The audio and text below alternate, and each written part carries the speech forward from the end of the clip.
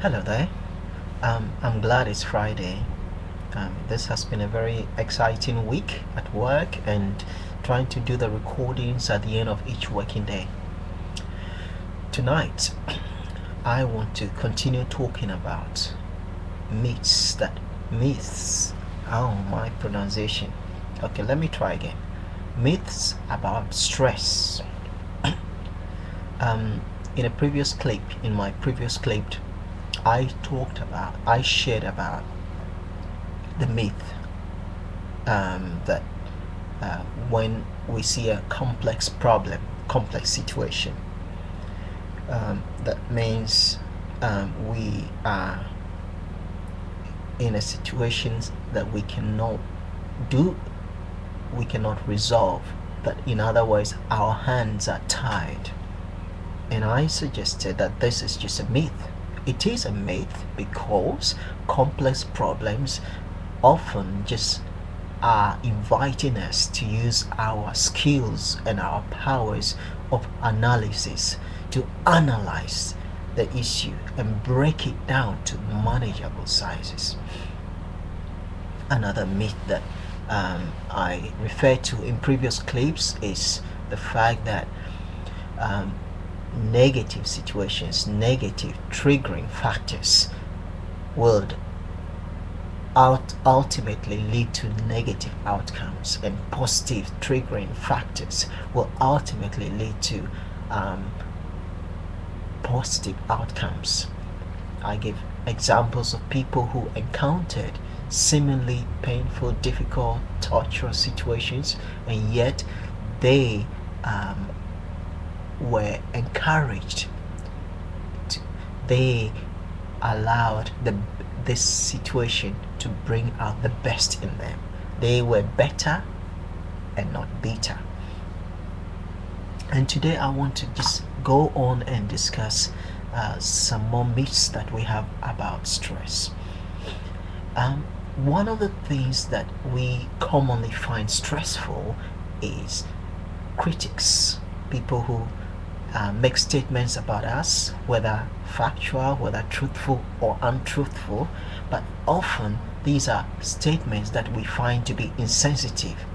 They get us discouraged, despondent, sometimes, or in a lot of cases, resentful. And often we are distracted, we lose our focus because of such statements, and we are under a lot of pressure to respond, to justify ourselves, and in so doing we often lose our focus.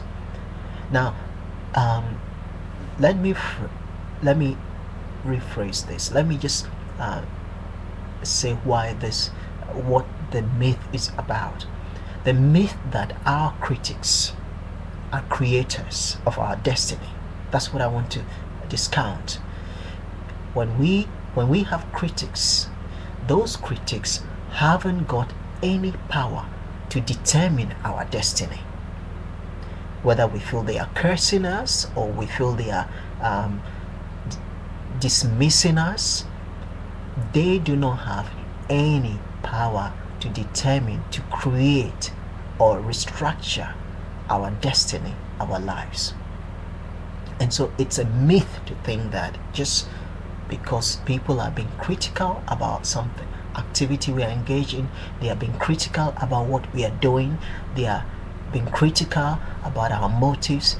It's a myth to entertain the thought, it's a myth to believe, to hold on firmly to the belief that because of their point of view, our destiny, our future, our dreams will be affected, would be overridden.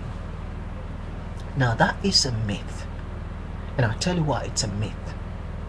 Provided we do not lose our focus, provided we do not lose our enthusiasm and sense of optimism to fulfill our dreams, provided we stay focused, provided we do not get distracted emotionally, provided we do not allow ourselves to be sidetracked, provided we do not allow ourselves to be deluded, to be affected by what is coming at us, and then and therefore we head on, we continue pursuing our goals and our dreams. So long as we do that, our destiny, our dreams will be fulfilled. Our destinies will be determined by the choices we make, to respond constructively, creatively. And often we have an opportunity to exercise our choices way beyond even their worst expectations. I mean, let me rephrase this. If for example you have expressed a dream to attain something, okay, could be in the field of arts, in the field of education, whatever that field is, that dream is an extension of your unique identity. It's an extension of your unique authenticity. That dream is just you, the real you, wanting to be expressed. Now, let's say an individual, no matter how confident they are about knowing you, whether because they are your kinsfolk or whether they are people that have been acquainted with you for a while, and they think that they know how they can just give you some advice. They can just say to you that we know you can attain this, but with this one we think you're just being presumptuous and you do not stand a chance of attaining this. And so that comes to you, that comes to us as a criticism. Now we begin to dwell on that information. We begin to recall that information. We feel saddened, and we begin to be we feel hurt, we feel resentful, we feel, why have they not been more encouraging? Now, this is what I want to say. When we have a dream, when we anticipate attaining something, we're only expressing what is inside us, what is always been there, what is the essence of our being. Dreams and goals and visions and things that we want to do and bettering ourselves is just an extension of an inward reality, God-given reality, God-given ability. And so if somebody who hasn't actually experienced what the motivation we are experiencing inside, who can only see the cover of the book, we being the book, if that person says, no, I don't think you're going to be able to attain this because you have failed so many times, you have been unable to handle this responsibility, I don't think you are going to be able to handle this. So they direct that to us. They make a judgment, they conclude about us based on what they can see outside. But you know what? With due respect, you have to remember that what they cannot see is motivating you, is inspiring you. They can't see the inspiration, they can't see the motivation, they can't see the optimism. All they can see is how you have fared previously. And so we have a choice to make at this stage. Do we focus on parts of the information, or do we focus on the all right, let me rephrase it this way.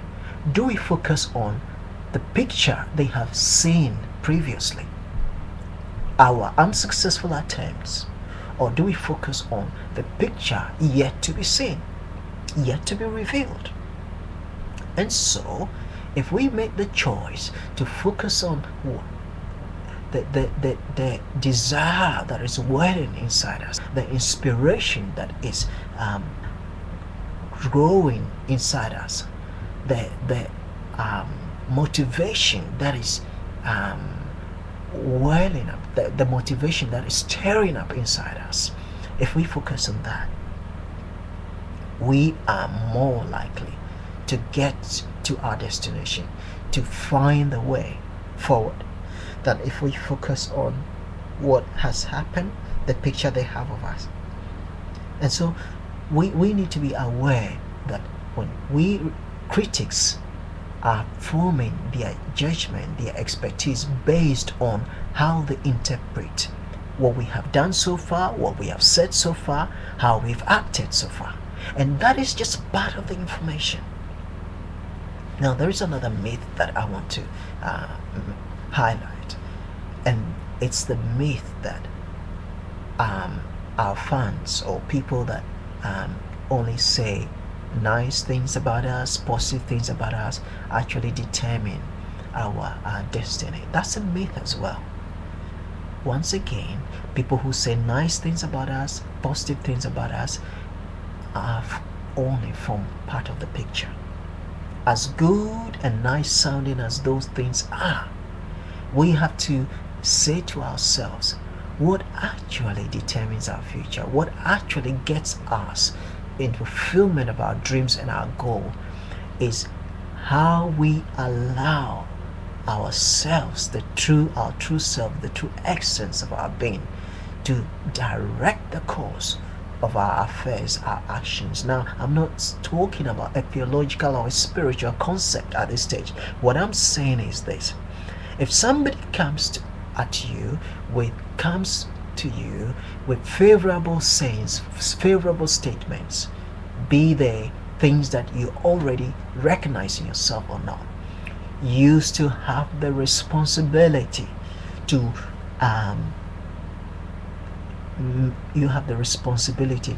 carry a dream, an inspiration that is welling up inside you, to let that inspiration, that dream, be the highlight, be what actually carries you forward. If you receive all this positive feedback and it doesn't light an inspiration inside you, it doesn't light a motivation inside you, it doesn't light a dream inside you, without that dream, scriptures say, where there is no vision, the people perish. You need to have something that is lit inside you. There's a fire, a passion, and that you need to have that inside you. Compliments alone will not do. Critics alone will not do. Fans alone will not do. You need that fire lighted inside you, and then you need to fan it. Another myth that is commonly entertained is the fact that we need somebody powerful, somebody influential to carry us through, to help us attain our goals, and that we are the myth of weakness, the myth that I cannot do it on my own because I do not have the right connections. And so we get stressed out. I mean, I experience this in my office all the time. I have folks who feel that, oh, I need to see John, and I've got colleagues that I work with and they say, well, John is quite busy at the moment, can we help you at all? And they say, no, I want to come again, I want to come another day and see John.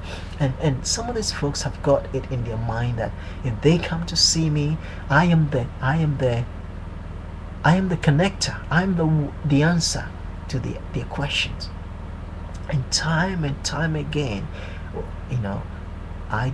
we discover that the very key to what they need, the very person who is actually needed to answer their questions, was the very person who was asking to help them, was the very person they had access to.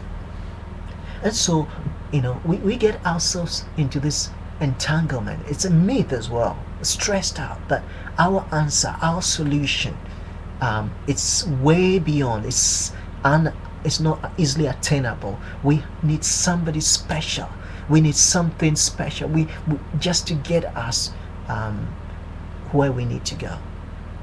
We neglect the ordinary, we neglect what we have easy access to, we neglect what is inborn. And so we neglect our creativity.